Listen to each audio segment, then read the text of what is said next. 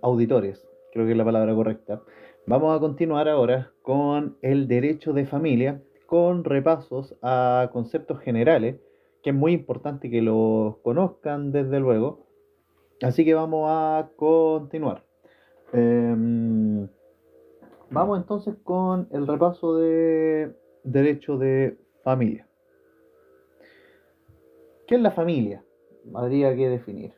Bueno, una definición doctrinaria de familia es que es un conjunto de personas unidas por un vínculo matrimonial, sea ya por un acuerdo de unión civil o por parentesco. Esta es la definición que da el profesor Enrique Rosen. Es un conjunto de personas unidas por un vínculo matrimonial, sea ya por un acuerdo de unión civil o por parentesco. Conjunto de personas unidas por un vínculo matrimonial, por acuerdo de unión civil o parentesco.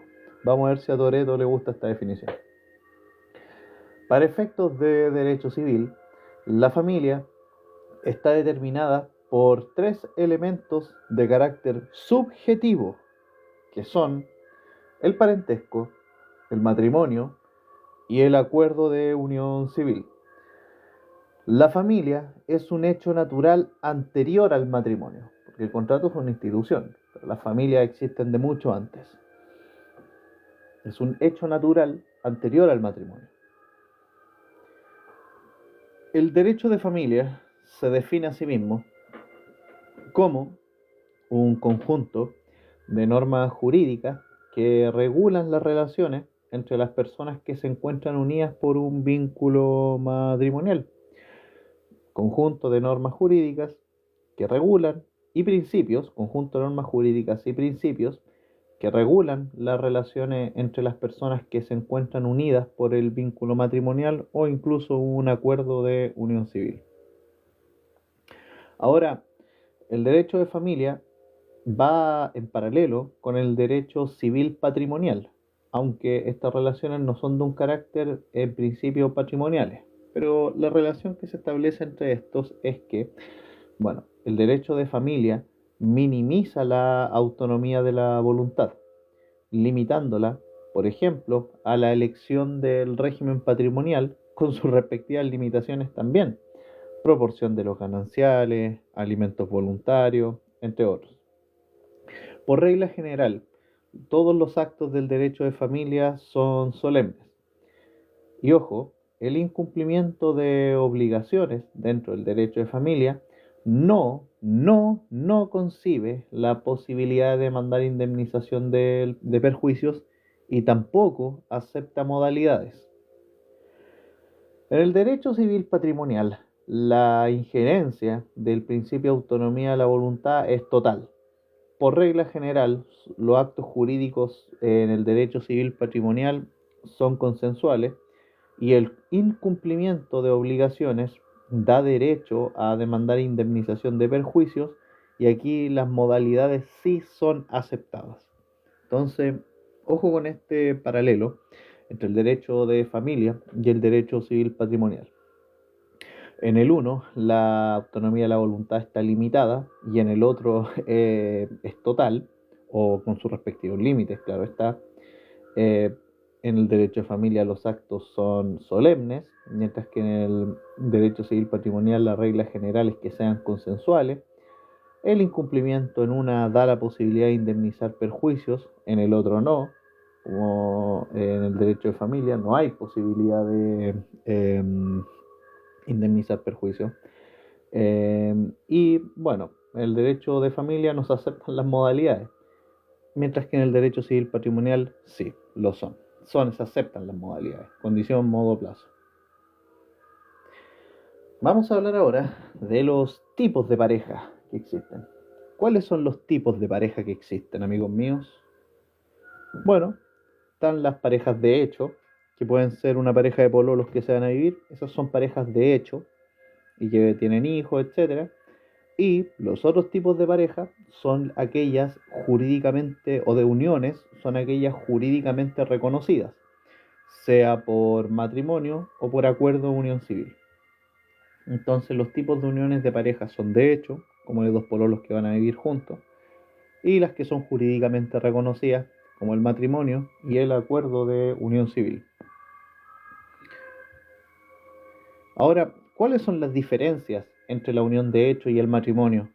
Bueno, las diferencias son que, primero, la calidad del compromiso civil entre una unión de hecho y el matrimonio es diferente.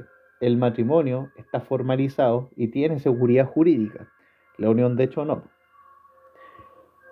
Por otro lado, el matrimonio se consagra de forma social y jurídica en una unión perpetua caracterizada por la indisolubilidad, salvo en los casos de causales del término de matrimonio. En cambio, las uniones de hecho se caracterizan porque no están destinadas necesariamente a ser perpetuas y su característica no es la indisolubilidad. Indisoluble quiere decir que no se pueda disolver eso. Por otro lado, la unión de hecho es inestable y su fuente de compromiso es externa a la ley. La unión de hecho es inestable y su fuente de compromiso es externa a la ley. Y cuarta diferencia que podemos mencionar es que la legitimidad social y jurídica del matrimonio nace al momento de su celebración. La legitimidad social y jurídica del matrimonio nace al momento de su celebración. Bueno, las diferencias ya son evidentes. No, estas son discusiones que casi siempre están presentes, a veces en asado, a veces en colegio, en liceo, etcétera, de gente que está en contra del matrimonio porque dicen que no se necesita un contrato para manifestar el amor entre personas. Pero claro, esto olvida todas las consecuencias jurídicas que tienen las uniones de pareja y el reconocimiento social y jurídico que conlleva. Conceptos como certeza jurídica, a esta gente le importa un cuesco. Pero bueno, no nos vamos a meter en eso. Em, Vamos con la definición legal de matrimonio, que es súper importante que ustedes la conozcan porque es pregunta de examen de grado.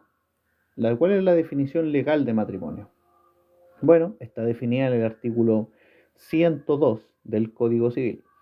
Y dice el artículo 102 del Código Civil que el matrimonio es un contrato solemne por el cual dos personas se unen actual e indisolublemente y por toda la vida con el fin de vivir juntos, procrear y auxiliarse mutuamente. Entonces el matrimonio para el Código Civil es un contrato solemne por el cual dos personas se unen actual e indisolublemente y para toda la vida con el fin de vivir juntos, procrear y auxiliarse mutuamente. Esta definición está valorada por la doctrina, ya que es integral y está más que vigente. Ahora, esta definición legal que ya mencionamos tiene sus características, que es un acuerdo, es un contrato solemne mediante el cual dos personas se unen actual e indisolublemente y por toda la vida con el fin de vivir juntos y procrear y auxiliarse mutuamente. Son que, primero, establece una naturaleza jurídica de carácter contractual. El matrimonio desde don Andrés Bello le da una naturaleza contractual. No puede sujetarse a modalidades. El matrimonio no está sujeto a modalidades. Su elemento principal es la unidad entre estas dos personas. Su elemento principal es la unidad. Sus propiedades son la exclusividad e indisolubilidad. Sus propiedades son la exclusividad y la indisolubilidad. Sus fines son la ayuda mutua, la procreación y la convivencia. Sus fines son la ayuda mutua, procreación y convivencia. Y ojo, solo puede ser celebrado por sujetos que tienen las capacidades para celebrarlo. Solo puede ser celebrado por sujetos con capacidad para celebrar un matrimonio. Ahora, las características que anteriormente nosotros dijimos se ligan con el concepto legal de matrimonio. Y ahora, al matrimonio per se, ¿cuáles son las características? Primero, es un contrato, así lo define el Código de Bello, sin perjuicio de que hay quienes señalan de que más bien se trataría de una institución. Hay quienes postulan una doctrina ecléctica en torno a esto. Segundo, tiene como características que dura para toda la vida, por eso es indisoluble. Es un contrato solemne, el cual requiere formalidades para que pueda concretarse. Es un acto puro y simple, es un acto puro y simple. Modifica el estado civil, porque una persona pasa de estar soltera a estar casada. Y ojo, el matrimonio es exclusivo para personas naturales. Las personas jurídicas, por razones obvias, no se pueden casar, al menos no en Chile.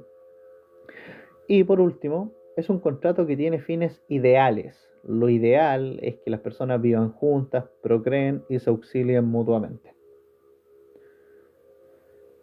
Ahora, ¿cuáles son los elementos y propiedades del matrimonio?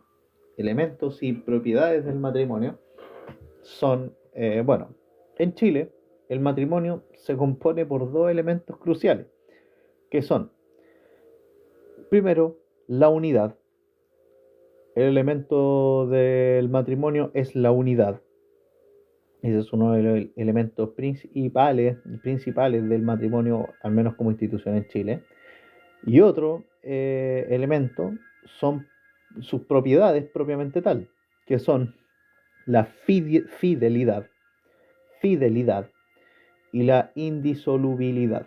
Por eso es que el adulterio está consagrado y sancionado. Bueno, ya no tiene las sanciones que tenía hace 100 años atrás, pero es muy mal visto por el legislador y ustedes lo pueden ver entre los artículos 130 y siguientes del Código Civil.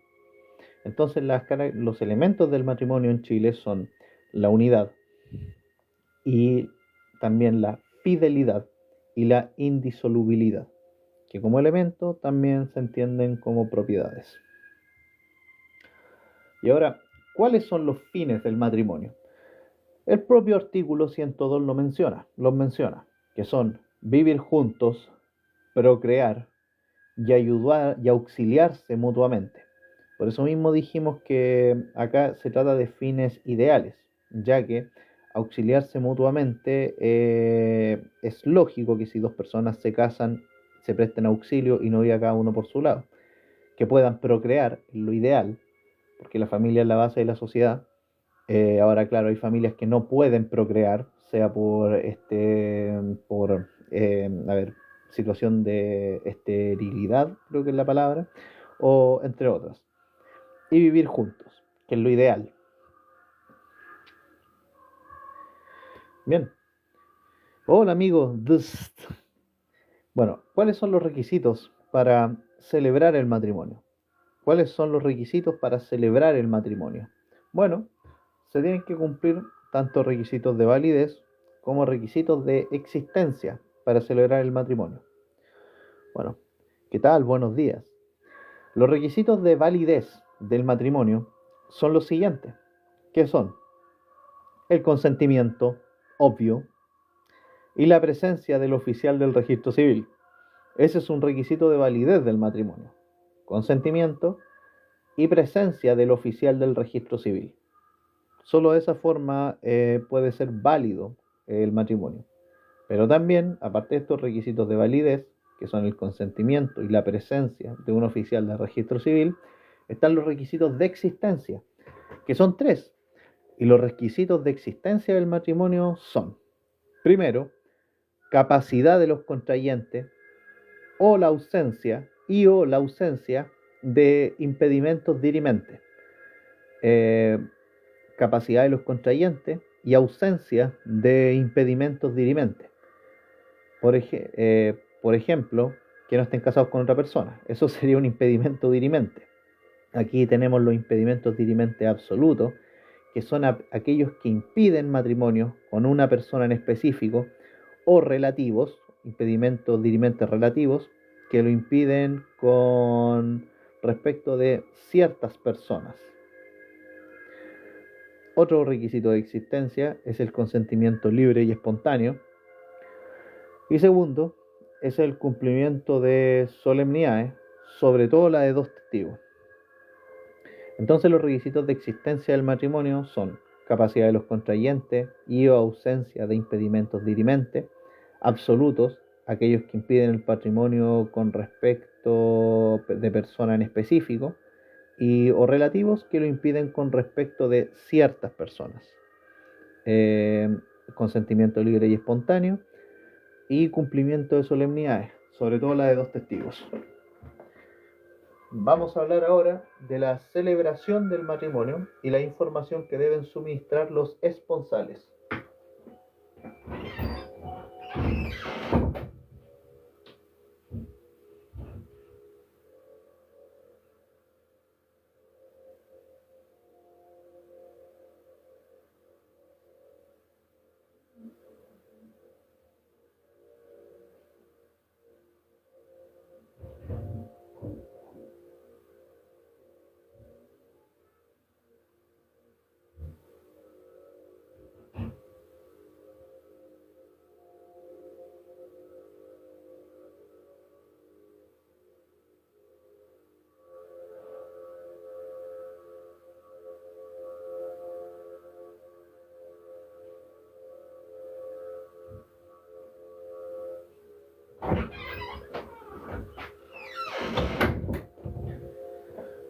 Bien, vamos a continuar con la celebración e información que deben suministrar los esponsales, que son las personas que se van a casar en el matrimonio. Y bueno, la información que tienen que suministrar estos esponsales son las siguientes. Los esponsales deben comunicar su deseo de contraer nupcias, o sea, de contraer matrimonio. Tienen que manifestar su deseo de forma escrita, de forma verbal o por lenguaje de señas, indicando sus nombres y apellidos, lugares de nacimiento, fecha de nacimiento, estado civil, en caso de que de persona viuda o divorciada, debe señalar el nombre del cónyuge anterior junto con su certificado de defunción o sentencia de divorcio, profesión de los esponsales, nombres y apellidos de los padres de los contrayentes y manifestar que no existe incapacidad o prohibición legal para contraer el matrimonio. ¿Qué pasa cuando uno se quiere divorciar y la otra persona no quiere firmar? Bueno, se van a ir a juicio de divorcio. Un proceso largo, tedioso y bastante costoso, la verdad. Eso es la consecuencia inevitable de no querer dar un divorcio por mutuo acuerdo. Ahí se tiene que acreditar ya el cese de convivencia. Y bueno, es un tema un poquito más complejo, la verdad. Sería más fácil si los dos estuvieran de acuerdo en divorciarse. Bueno, entonces la información que las personas que se van a casar, los esponsales, deben brindarle al oficial del registro civil son las siguientes: sus nombres y apellidos, el lugar de nacimiento, las fechas de nacimiento, su estado civil. En caso de que uno de estos esponsales o los dos sean personas viudas o divorciadas, deben señalar el nombre del cónyuge anterior junto con el certificado de defunción o sentencia de divorcio, la profesión de estos si es que la tienen, profesión de los esponsales, nombres y apellidos de los padres de los contrayentes y manifestar que no existe incapacidad o prohibición legal para contraer matrimonio.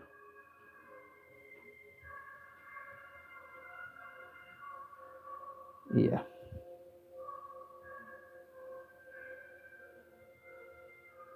Ahora, también hay información que lo que vimos anteriormente es la información que deben suministrar los esponsales, las personas que se van a casar. Pero el oficial del registro civil también tiene la obligación de suministrar cierta información. Y la información que sí o sí les tiene que suministrar el oficial del registro civil son, primero, los fines del matrimonio, que es vivir juntos, procrear y auxiliarse mutuamente. Esto se los tiene que decir el funcionario del registro civil. comunicarles también los derechos y los deberes de los cónyuges, derechos y deberes de cónyuges, existencia de los distintos regímenes patrimoniales, sociedad conyugal, separación de bienes, participación en los gananciales, la necesidad de que el consentimiento sea libre y espontáneo, y la existencia de cursos de preparación para el matrimonio. Porque así es, no son solo las iglesias las que imparten cursos de preparación para el matrimonio, sino también las instituciones del Estado de Chile. No sé si las pescarán mucho, pero están. Así que esto se lo tiene que avisar el oficial del registro civil. Vamos a referirnos ahora a los impedimentos dirimentes absolutos, que son aquellos que impiden que una persona los impedimentos dirimentes son aquellos que impiden que una persona pueda contraer matrimonio, y estos se clasifican en impedimentos dirimentes absolutos e impedimentos dirimentes relativos. Los impedimentos dirimentes absolutos son aquellos que se refieren a personas que no sean legalmente capaces.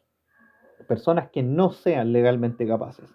Por ejemplo, un sordo o sordomudo que no puede darse a entender claramente, o un interdicto por demencia, o desde luego un infante.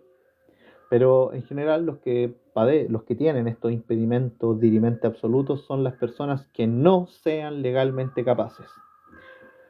Y otras personas que tienen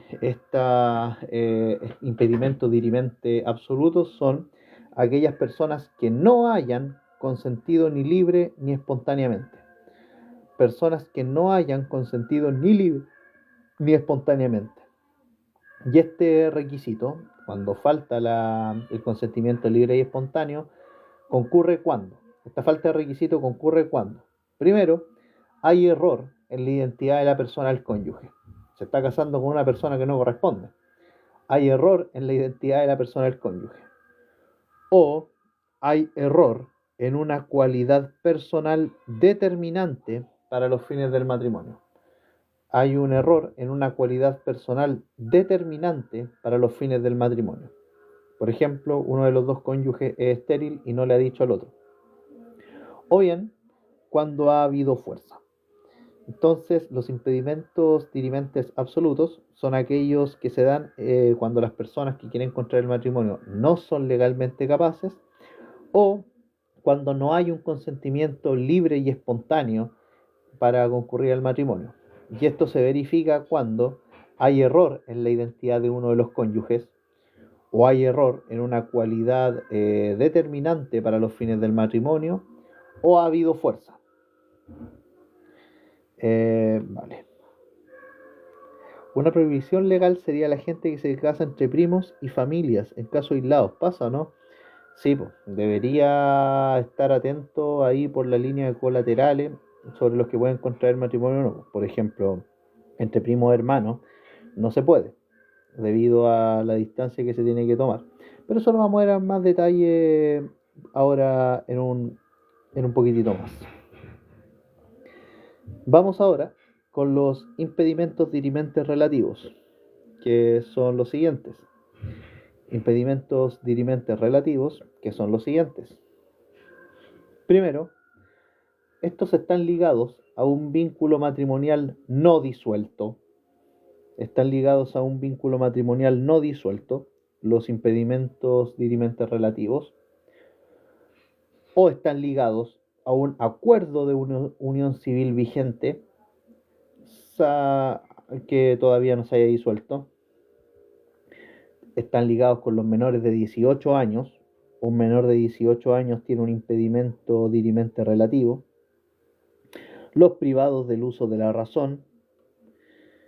Los que por trastorno fehacientemente diagnosticado sean incapaces para contraer matrimonio. Esta es una nueva definición que se da a propósito de la demencia, que los que por trastornos fehacientemente diagnosticados sean incapaces para contraer matrimonio o acuerdo de unión civil, los que carecen de suficiente juicio y o discernimiento, los que carecen de suficiente juicio y o discernimiento, los que no pueden expresar claramente su voluntad, Y aquí lo que me estabas preguntando, amigo, los ascendientes y descendientes por consanguineidad o afinidad y o colaterales consanguíneos hasta el segundo grado, hasta el segundo grado.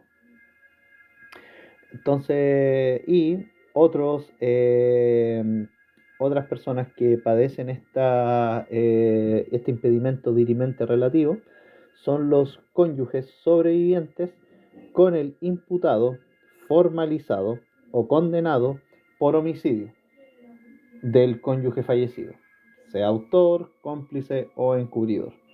Entonces los impedimentos dirimente relativos están para contraer matrimonio, están ligados con personas con un vínculo matrimonial o un acuerdo de unión civil no disuelto, menores de 18 años, los que están privados del uso de la razón, los que por trastornos fehacientemente diagnosticados son incapaces para contraer matrimonio, los que carecen de suficiente juicio o discernimiento, los que no pueden expresar claramente su voluntad, los ascendientes y descendientes por consanguineidad o afinidad y colaterales consanguíneos hasta el segundo grado, y el cónyuge sobreviviente, que no se puede casar con el imputado formalizado o condenado por homicidio del cónyuge fallecido. O sea, tienes que sacar el certificado de defunción para poder presentarlo ante el oficial del registro civil, pues, porque tú ya con el fallecimiento de tu pareja, si en caso de que te hayas casado, pasaría a tener el estado civil de viudo. Y si vas a contraer matrimonio, por ejemplo, 3 o 4 o 5 años después, tienes que llevar el certificado de defunción para que se deje constancia de ello al momento de celebrarse el matrimonio. Vamos a referirnos ahora a los efectos personales del matrimonio. Los efectos personales del matrimonio. ¿Cuáles son estos efectos personales? Bueno, tenemos que distinguir entre los efectos entre cónyuges, efectos respecto de los hijos y efectos en el ámbito patrimonial. Hay que distinguir aquellos: efectos entre cónyuges, efectos respecto de los hijos y efectos en el ámbito patrimonial. Respecto de los efectos entre cónyuges, tenemos que señalar que estos efectos entre cónyuges se refieren a los derechos y deberes que tienen estos al contraer el matrimonio. Derechos y deberes entre cónyuges son los siguientes. Primero, el deber de fidelidad, que admite dos dimensiones. Primero, el deber de la recíproca disponibilidad sexual y la exclusión del delicioso con terceras personas. Si ustedes no están dispuestos a respetar este primer deber, entonces no se casen, obvio. Entonces el deber de fidelidad, que admite dimensiones de carácter sexual, claro.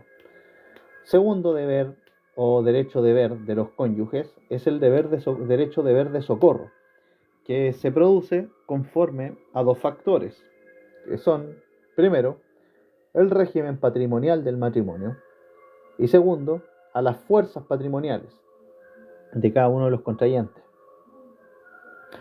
Tercer deber, derecho deber, es el derecho deber de convivencia, por la propia definición que aparece en el artículo 102 del Código Civil, que es que los cónyuges tienen que vivir juntos.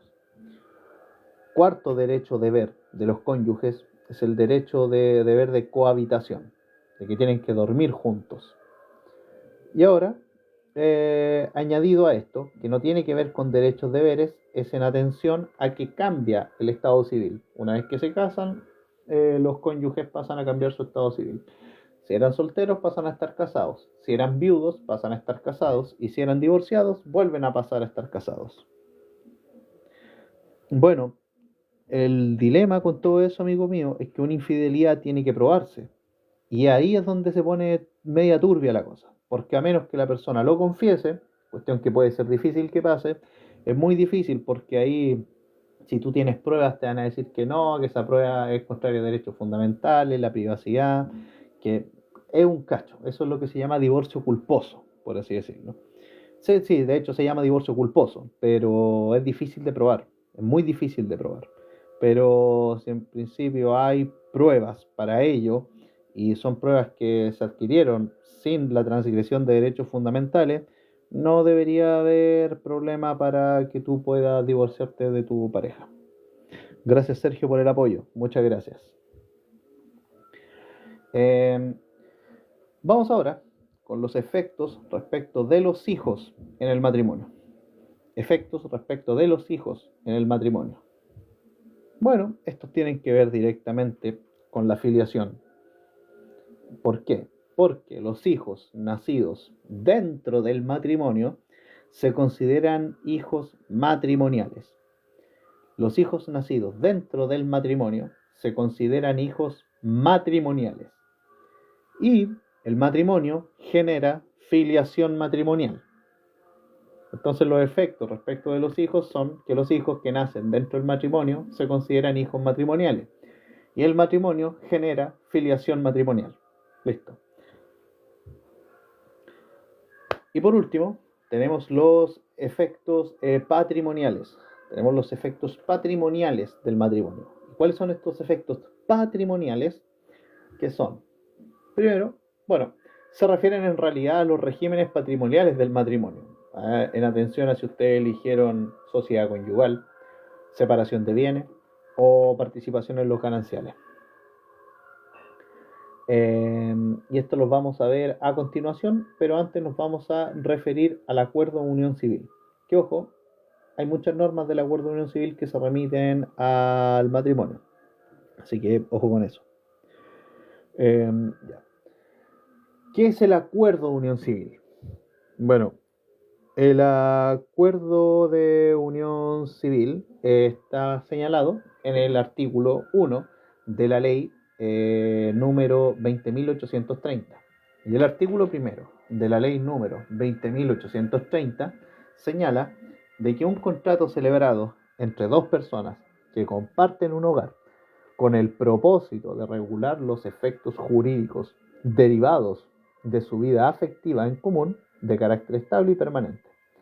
Es un contrato celebrado entre dos personas que comparten un hogar, con el propósito de regular los efectos jurídicos derivados de su vida afectiva y en común, de carácter estable y permanente.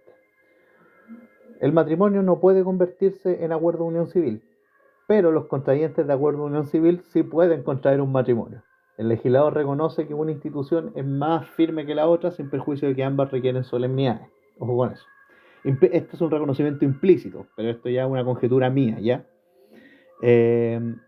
Bueno, un contrato celebrado, entonces el acuerdo de unión civil, es un contrato celebrado entre dos personas que comparten un hogar con el propósito de regular los efectos jurídicos derivados de su vida afectiva en común, de carácter estable y permanente. No, ya los bastardos no existen en Chile, amigo mío. No puede. Aparte, bueno, es un término bastante fuerte, pero no existen. Desde el año 1998 eso dejó de ser así. A ver, sí se concibió esa institución de otras maneras como hijos ilegítimos, por así decirlo, al momento de la dictación del código.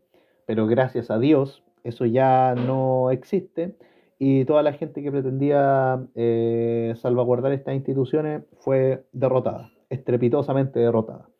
¿Por qué? Ya no existen los hijos ilegítimos y por lo mismo tenemos nuestros tribunales de familia con un montón de causas de familia, dígase de alimentos, filiación, etcétera. Así que no, es un gran avance para la sociedad chilena el que ahora todos los hijos son legítimos, todos, todos, todos, todos. Desde el que nace en el seno de una familia llena de amor hasta el que nace fruto de solo una noche de desliz. Todos los hijos son legítimos, todos. Sí, tranqui, cuando quieras no. Ya, entonces, el acuerdo de unión civil es un contrato celebrado entre dos personas que comparten un hogar.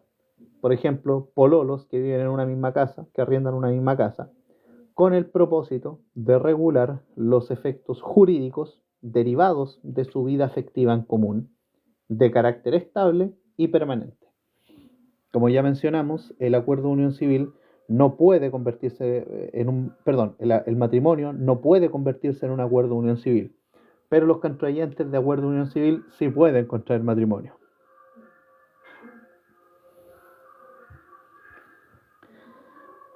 Hola Paz, ¿qué tal? Buenos días. Bueno, imagínese un mundo sin derecho. Eso sí que sería peor. Vamos a referirnos ahora de los efectos personales del acuerdo de unión civil. Vamos a referirnos a los efectos personales del acuerdo de unión civil. Y son los siguientes. Primero, la ayuda mutua. Obvio, la ayuda mutua. Si ustedes contraen un acuerdo de unión civil, también tienen que auxiliarse mutuamente, pero aquí el acuerdo de unión civil le cambia el término, se dice ayuda mutua. Segundo deber del acuerdo de unión civil es solventar los gastos comunes. Solventar los gastos comunes. Es un fin ideal, la verdad. Tercero, la convivencia. No tiene sentido firmar un acuerdo de unión civil si no viven juntos, evidentemente. Cuarto, cambio del estado civil del estado civil, por ejemplo, de soltero a conviviente civil. Cambia el estado civil a conviviente civil. Quinto efecto del acuerdo de unión civil, y que es súper importante, es que los derechos hereditarios que tiene el conviviente civil son los mismos que tiene el cónyuge sobreviviente, pudiendo concurrir en el primer o segundo orden de sucesión. Esto ustedes lo pueden observar en los videos que ya hemos subido al canal de YouTube relativo al derecho sucesorio, pero los derechos hereditarios que tiene el cónyuge sobreviviente, el conviviente civil sobreviviente son los mismos que los que tendría el cónyuge civil sobreviviente. Un quinto efecto personal son los casos de disolución. En el acuerdo de unión civil existe también un derecho a compensación económica. En caso de que se disuelva el acuerdo de unión civil, hay derecho a compensación económica, y el derecho a la compensación económica lo vamos a ver a continuación, durante el estudio de este análisis que estamos haciendo. Y un último efecto personal del acuerdo de unión civil es que los convivientes civiles son considerados parientes, ojo con eso, según el artículo 42 del Código Civil. Ya. Vamos a revisar ahora los impedimentos para contraer el acuerdo de unión civil. Impedimentos para contraer el acuerdo de unión civil. Bueno, ¿qué pasa con las deudas si su padre fallece y paga? Sí, pues, obvio, porque en virtud del principio de continuación de la persona del causante, sus herederos le suceden en todos sus derechos, bienes y obligaciones transmisibles. Pero, por ejemplo, si tu padre tenía una deuda que deriva de un contrato intuito personae, o sea, que solo lo puede realizar él, no, pues no se contrae contigo. Y ahí entran a jugar instituciones como el beneficio de separación, etcétera. Pero sí, pues en principio, si es una deuda, por ejemplo, de, de tipo bancario, claro, tendrías que asumirla. O pasaría a ti, pero ahí puedes aceptar con beneficio de inventario. O deuda con otra persona, para no complicarnos tanto. En principio, sí, la deuda pasaría al heredero. Bien, vamos con los impedimentos para contraer el acuerdo de unión civil. ¿Cuáles son los impedimentos para contraer el acuerdo de unión civil? Bueno, más que impedimentos, hay que tener en claro que para que una persona pueda contraer un acuerdo de unión civil, para que una persona pueda contraer un acuerdo de unión civil, tiene que cumplir los siguientes requisitos. ¿Qué son? Primero, deben ser mayores de edad. Segundo, deben tener la administración de sus bienes. Tercero, debe haber, al momento de celebrar el acuerdo de unión civil, un consentimiento libre y espontáneo para contraer este vínculo, sin vicios. Ahora, también no deben ser ni ascendientes ni descendientes por consanguineidad o afinidad. ni colaterales por consanguineidad en el segundo grado. Hasta el segundo grado de colaterales no se puede contraer matrimonio un acuerdo de unión civil. No, las personas que contraen el acuerdo de unión civil tampoco pueden estar ligadas por un vínculo matrimonial no disuelto o por un acuerdo de unión civil todavía vigente. Esto es súper necesario porque configuran impedimentos para las personas que desean contraer un acuerdo de unión civil.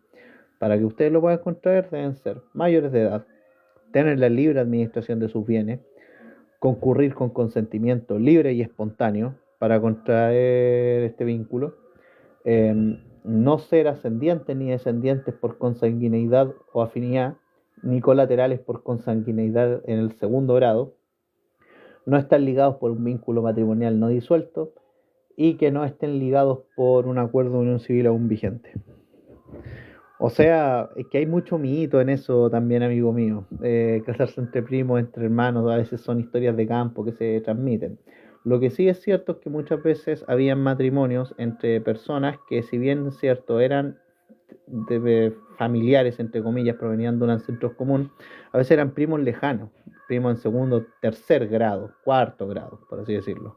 Pasaba, pero insisto, eso ya tiene que ver más con el mito y el folclore chileno que con la realidad práctica. No digo que no haya pasado, pero hoy día ya más encima con todo la tecnología que hay, los registros y todo este asunto, es más difícil que ocurra.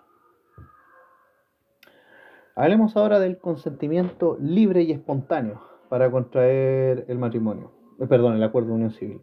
Y el matrimonio también, claro. Consentimiento libre y espontáneo. ¿Qué es el consentimiento libre y espontáneo? Bueno, a propósito del acuerdo de unión civil y conforme al artículo 8 de su ley, que es la ley 20.830, no hay consentimiento libre y espontáneo cuando hay error en la persona del otro contrayente del acuerdo de unión civil, hay error, o ha habido fuerza en los términos del artículo 1456 o 1457 del Código Civil. Esto nosotros lo vimos a propósito de los vicios del consentimiento en actos jurídicos, que son videos que también están ya subidos a nuestro canal de YouTube. Pero bueno, para que no concurra, para que no haya consentimiento libre y espontáneo, debe haber error en la identidad del otro contrayente o fuerza, en los términos de los artículos ya señalados, 1456 y 1457 del Código Civil. Y esto impide que los contrayentes puedan, o sea, que las personas que quieren celebrar un acuerdo de unión civil lo celebren. ¿Cuáles son los efectos del acuerdo de unión civil? ¿Cuáles son los efectos del acuerdo de unión civil? Ahora, bueno, los efectos del acuerdo de unión civil, que tiene que ver con los derechos y deberes de los convivientes civiles, son los siguientes. ¿Qué son? Primero, se deben ayuda mutua. Se deben ayuda mutua. Segundo, están obligados a solventar gastos de la vida en común conforme a sus facultades económicas y régimen patrimonial. Tercero, conservan su propiedad, goce y administración de sus bienes adquiridos a cualquier título antes del acuerdo de unión civil y los que adquieran durante el mismo. Ojo con eso. Nace la posibilidad de escoger entre regímenes de comunidad o separación total de bienes. Nace la posibilidad de elegir entre régimen de comunidad o separación total de bienes. Cada conviviente civil será heredero intestado y legitimario del otro, concurriendo en la sucesión de la misma forma que un cónyuge sobreviviente, y pueden ser asignatarios de cuarta de mejora, ojo con eso, pueden ser asignatarios de cuarta de mejora, y pueden ser desheredados por cualquiera de las primeras tres causales de desheredamiento que están en el artículo 1208 del Código Civil. Bien, convivientes civiles entonces se deben ayuda mutua, están obligados a solventar los gastos de la vida en común conforme a su capacidad económica, conservan su propiedad, goce y administración de bienes adquiridos a cualquier título antes de la celebración del acuerdo de unión civil, y de los que adquieran durante la celebración, durante la duración durante el mismo, mientras dure el acuerdo de unión civil. Les nace la posibilidad de escoger entre regímenes de comunidad o separación total de bienes. Cada conviviente civil será heredero intestado y legitimario del otro, concurriendo en su sucesión de la misma forma que un cónyuge sobreviviente. Pueden ser asignatarios de cuarto de mejoras y pueden ser desheredados por cualquiera de las primeras causales de desheredamiento del artículo 1208 del Código Civil, que está en el libro 3 a propósito de la sucesión por causa de muerte y la donación entre vivos. Ya. Ahora, ¿cuáles son los regímenes patrimoniales que existen en el acuerdo de unión civil? Los regímenes patrimoniales que existen en el acuerdo de unión civil son los siguientes, que son la separación total de bienes y la comunidad. Separación total de bienes y comunidad. Esto es distinto al matrimonio, porque en el matrimonio está la separación de bienes, o bienes separados, como se dice, la participación en los gananciales y la sociedad conyugal. En el acuerdo de unión civil no existe la sociedad conyugal. ¿Ok?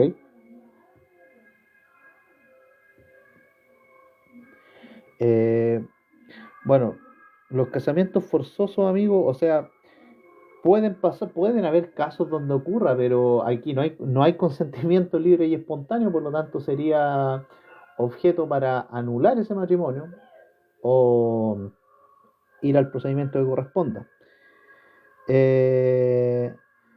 Si ya no quieres tener bienes separados de tu pareja, ella no está, bueno, ahí ya tienen que entrar a discutirlo porque esto requiere una solemnidad para hacer el cambio.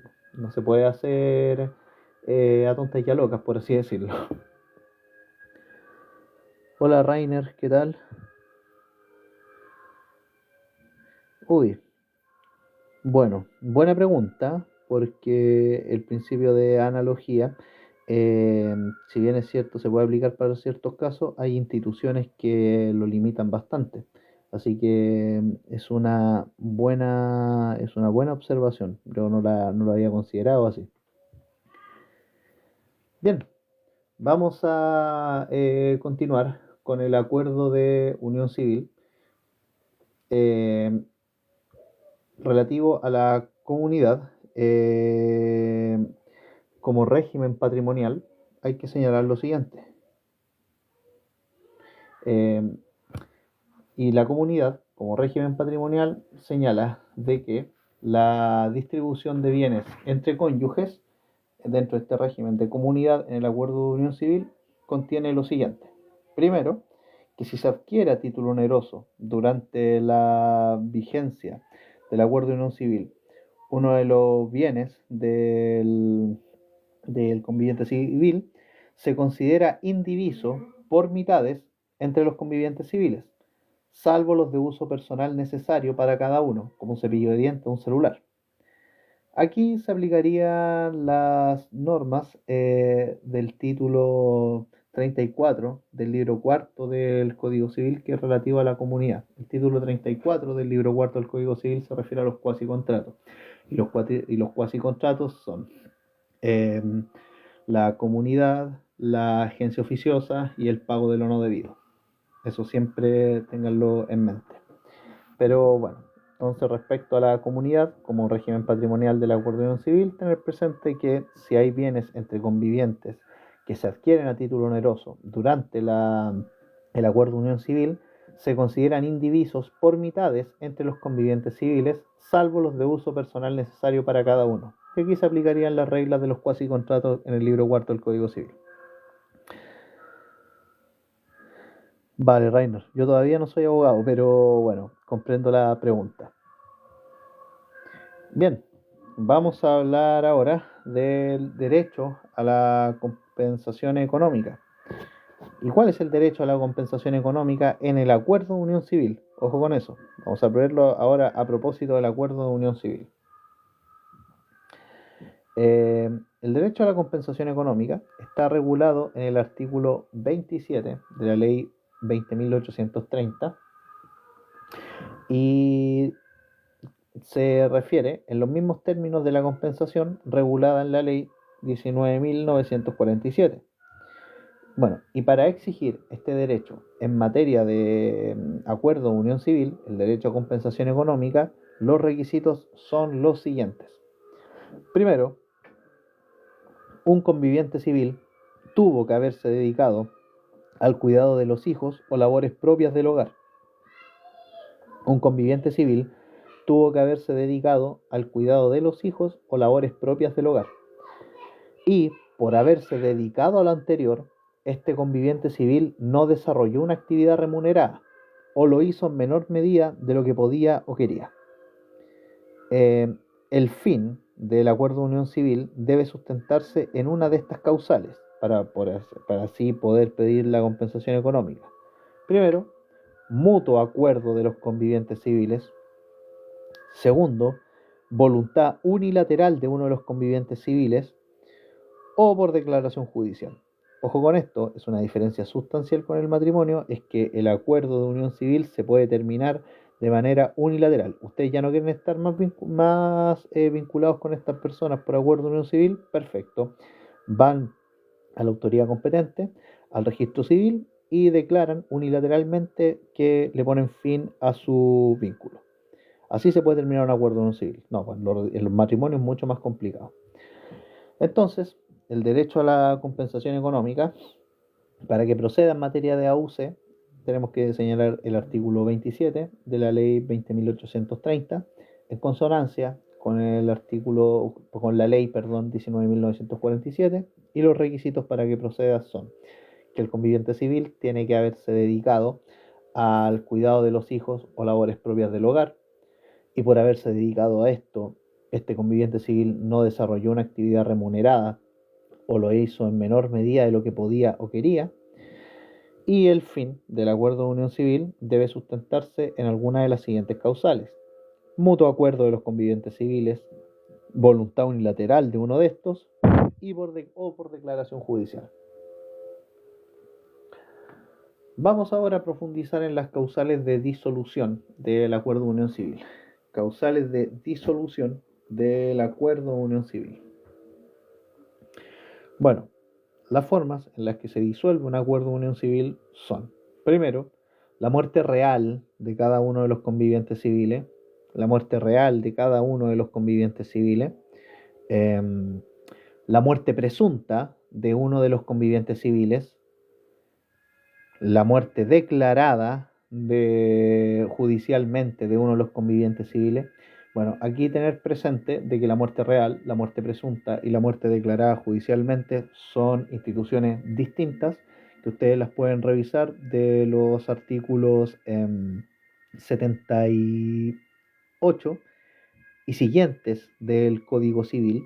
Y bueno, hay diferencias sustanciales entre la una y la otra. No las vayan a confundir y ustedes pueden revisarlas en nuestro canal de YouTube relativo a las personas. Bueno, entonces estas tres primeras tipos de muerte son causales de término del acuerdo de unión civil.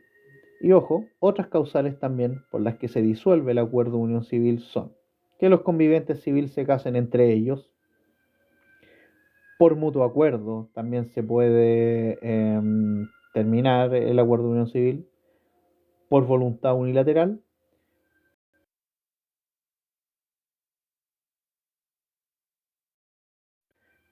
y por declaración de nulidad del acuerdo de unión civil. Ahora vamos a referirnos a la acción de nulidad del acuerdo de unión civil. No, pues la pensión de alimento, amigo, funciona igual como en todos los casos.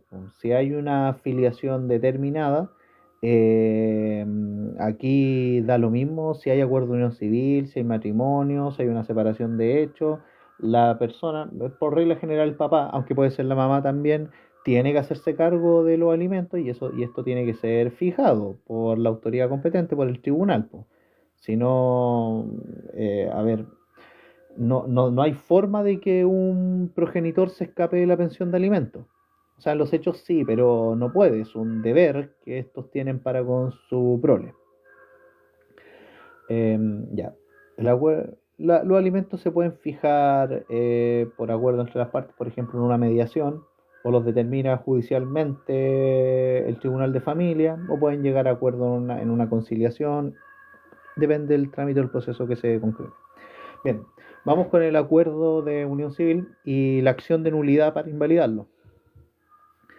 Bueno, le corresponde a cualquiera de los presuntos convivientes civiles esta acción de nulidad y solo puede ser ejercida mientras los presuntos convivientes, solo puede ser ejercida mientras los presuntos convivientes civiles tengan este vínculo vigente, salvo en los siguientes casos. Cuando el acuerdo de unión civil es celebrado por un menor de 18 años, la acción solo la puede intentar este o sus descendientes. Ojo con eso. Cuando el acuerdo de unión civil se celebró mediante fuerza ejercida en contra de uno o ambos contrayentes, aquí puede actuar otra persona para solicitar la nulidad, un interesado. También se puede ejercer por otra persona esta acción de nulidad cuando el acuerdo de unión civil fue celebrado con error en la identidad de la persona. Y también cuando el acuerdo de unión civil se celebra bajo la existencia de un vínculo matrimonial no disuelto u otro acuerdo de unión civil que todavía está vigente. Entonces, la acción de nulidad del acuerdo de unión civil puede ser ejercida, en principio, solo por los presuntos convivientes civiles, salvo los siguientes casos. Cuando el acuerdo de unión civil es celebrado por un menor de 18, la puede intentar este o sus descendientes, o cuando este acuerdo de unión civil se celebra mediante fuerza en contra de uno o ambos contrayentes, cuando el acuerdo de unión civil fue celebrado con error en la identidad de la persona, y cuando el acuerdo de unión civil se celebra bajo la existencia de un vínculo matrimonial no disuelto u otro acuerdo de unión civil vigente. Bien, con eso ya habremos terminado lo que es el acuerdo de unión civil. Vamos ahora con el régimen matrimonial.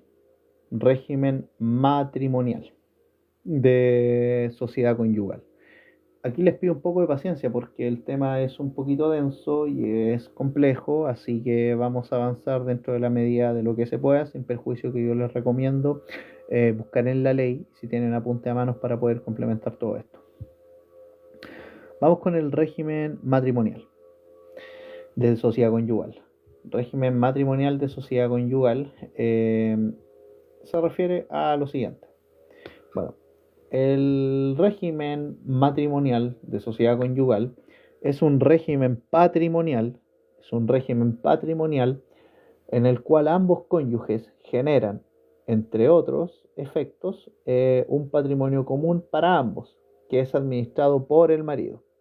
Es un régimen patrimonial en el cual ambos cónyuges generan un patrimonio común para ambos y que es administrado por el marido. Solo está presente en matrimonios heterosexuales. Ojo con eso. La sociedad conyugal solo está presente en matrimonios heterosexuales. Y esta puede iniciar por los siguientes motivos. Por los siguientes motivos puede iniciar un régimen patrimonial de sociedad conyugal. Por la ley, cuando los contrayentes no señalan ningún régimen particular al momento de celebrarse el matrimonio. Aquí se habla más bien de una voluntad presunta, dicen algunos profesores. Entonces puede iniciar por la ley, esta sociedad conyugal, o por voluntad de los contrayentes, que señala el régimen patrimonial al momento de celebrar el matrimonio. Si los contrayentes señalan expresamente que quieren el régimen de sociedad conyugal, bueno, aquí nace. Vamos a hablar ahora de los patrimonios que existen en la sociedad conyugal. ¿Y cuáles son estos patrimonios que existen en la sociedad conyugal? Bueno, son los siguientes. Los patrimonios que existen en la sociedad conyugal son patrimonio del marido, patrimonio de la mujer, patrimonio social, patrimonio reservado de la mujer y los patrimonios especiales que están señalados en los artículos 166 y 167 del Código Civil. Tenemos entonces los patrimonios que están presentes dentro de la sociedad conyugal, son el patrimonio del marido, el patrimonio de la mujer, el patrimonio social, el patrimonio reservado de la mujer y los patrimonios especiales señalados en el artículo 166 y 167 del Código Civil. Estos 5 patrimonios están presentes en la sociedad conyugal. Ahora, vamos a hablar ahora a los límites de la administración del marido en la sociedad conyugal. A veces se suele pensar que el marido, el hombre patriarcal, puede hacer todo, puede hacer y deshacer lo que quiera con los bienes de la mujer, pero no es así. El marido tiene ciertos límites. Y estos límites dentro de la sociedad conyugal son los siguientes. Primero, tienen limitaciones convencionales, que son pactos que se acuerdan en las capitulaciones matrimoniales antes de contraer el matrimonio. Limitaciones convencionales. Tiene también limitaciones legales que están señaladas en el artículo 1749 del Código Civil chileno. Y esta limitación legal que tiene el marido y señalada en este artículo 1749 es que el marido, si bien es cierto, es jefe de la sociedad conyugal y como tal administra los bienes sociales y los de su mujer, está sujeto a las obligaciones y limitaciones del título cuarto, que es el impo del libro cuarto del Código Civil, y a las que haya contraído las capitulaciones matrimoniales. El marido no puede enajenar o gravar voluntariamente, ni prometer enajenar o gravar los bienes raíces sociales, ni los derechos hereditarios de la mujer sin su autorización. Entonces el marido no puede enajenar o gravar voluntariamente, ni tampoco prometer enajenar o gravar los bienes raíces sociales, ni los derechos hereditarios de la mujer sin su autorización. Tampoco puede disponer entre vivos a título gratuito de los bienes sociales, salvo el caso del artículo 1735, ni dar en arriendo o ceder la tenencia de bienes raíces sociales urbanos por más de 5 años, ni otros, incluidas las prórrogas. Ahí está súper limitado. Y ojo, si el marido se constituye aval, codeudor solidario, fiador o cualquier otra caución respecto de obligaciones contraídas por terceros, solo se obliga con respecto de sus bienes, no con los bienes de la mujer. Entre otras limitaciones que están en el artículo 1749, que yo les recomiendo revisar a mayor profundidad. Otras limitaciones que tiene el marido es que no puede enajenar o gravar los inmuebles de la sociedad conyugal sin autorización de la mujer. Tampoco puede prometer enajenar voluntariamente los inmuebles de la sociedad conyugal sin autorización de la mujer. Y tampoco arrendar o ceder tenencia de inmuebles por más de 5 años u 8 si el inmueble es urbano o rural. No puede arrendar o ceder tenencia de inmuebles por más de 5 años u 8, dependiendo si el inmueble es urbano o rural. Vamos a hablar ahora del haber social dentro de la sociedad conyugal. Y la verdad es que, queda bastante sociedad conyugal, pero vamos a avanzar dentro de todo lo que se pueda, ¿ok? Ya. Vamos a hablar ahora de los haberes en la sociedad conyugal.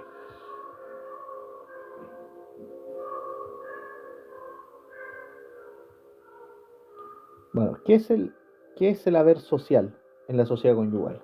¿Qué es el haber social? El haber social hace referencia a los bienes que ingresan al patrimonio de la sociedad conyugal. Doctrinariamente se clasifican en haber social absoluto y haber social relativo. Entonces, el haber social hace referencia a los bienes que ingresan al patrimonio de la sociedad conyugal. Y este haber puede ser absoluto o puede ser relativo.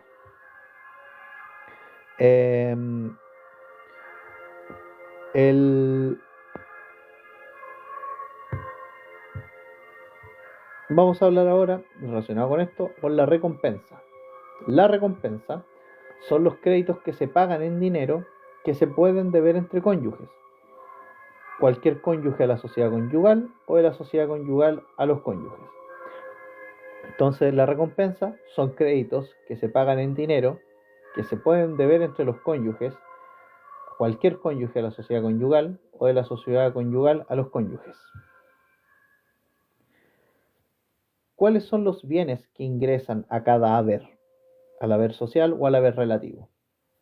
Bueno, los bienes que ingresan al haber absoluto son los salarios devengados durante el matrimonio, salarios devengados durante el matrimonio, frutos que provengan de bienes sociales o bienes propios de cada cónyuge, frutos que provengan de bienes sociales o bienes propios de cada cónyuge, y todos los bienes que un cónyuge adquiera durante el matrimonio a título oneroso.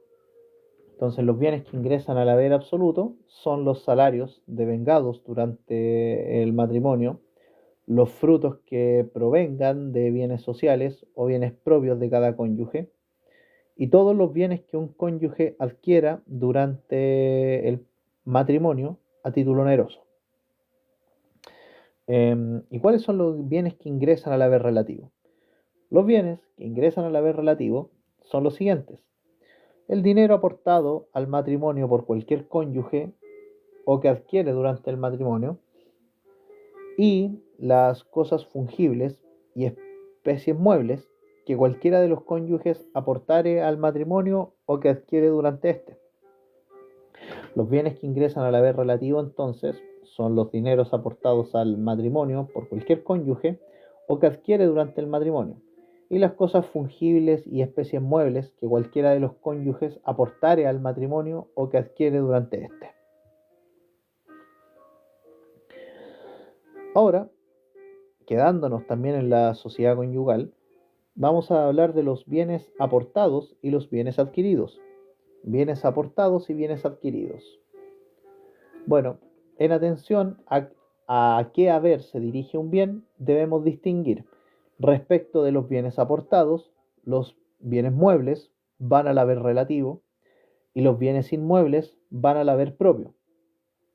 Respecto de los bienes aportados, los bienes muebles van al haber relativo y los bienes inmuebles van al haber propio. Y también hay que distinguir si acaso los bienes adquiridos se adquirieron a título gratuito o a título oneroso. Si se adquirieron a título gratuito, debe distinguirse si son muebles o inmuebles.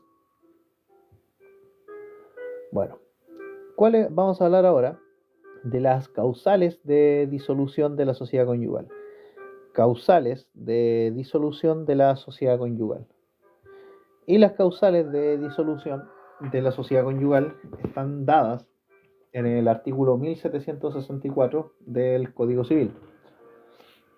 Y el 1764 del Código Civil señala que las causales de disolución de la sociedad conyugal, causales de disolución de la sociedad conyugal son las siguientes. Primero, la disolución del matrimonio. La disolución del matrimonio. Segundo, la presunción de muerte de uno de los cónyuges. Presunción de muerte de uno de los cónyuges. Tercero, sentencia de separación judicial. Cuarto, sentencia de separación total de bienes. Declaración de nulidad de matrimonio. Pacto de participación en los gananciales y pacto de separación total de bienes.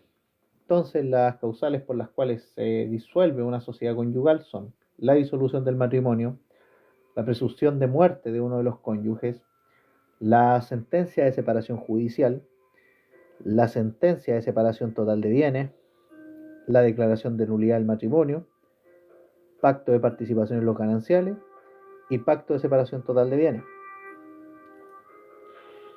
Respecto de la partición de la sociedad conyugal, tenemos que señalar que acá se sigue un orden. ¿Y cuál es el orden que se sigue en la partición de la sociedad conyugal? Bueno, primero, el inventario sobre los bienes, la tasación de los bienes, la tasación de los bienes, la determinación del patrimonio social, el cálculo de recompensas, la determinación de los gananciales y el pago del pasivo. Entonces, el orden que se sigue en la partición de la sociedad conyugal es inventario sobre los bienes, tasación de los bienes, determinación del patrimonio social, cálculo de recompensa, determinación de gananciales y pagar el pasivo. Bien, con eso estaríamos ya avanzando en lo que es la sociedad conyugal, pero vamos a dejarlo hasta acá y vamos a continuar en unos minutos más porque si no el audio va a salir demasiado largo. Volvemos en unos minutos. Muchas gracias a las 6 personitas que están conectadas por su interés, así que cualquier cosa tienen que estar atentos nomás y vamos a continuar con el repaso de conceptos clave del derecho de familia. Así que bendiciones, nos vemos en un ratito.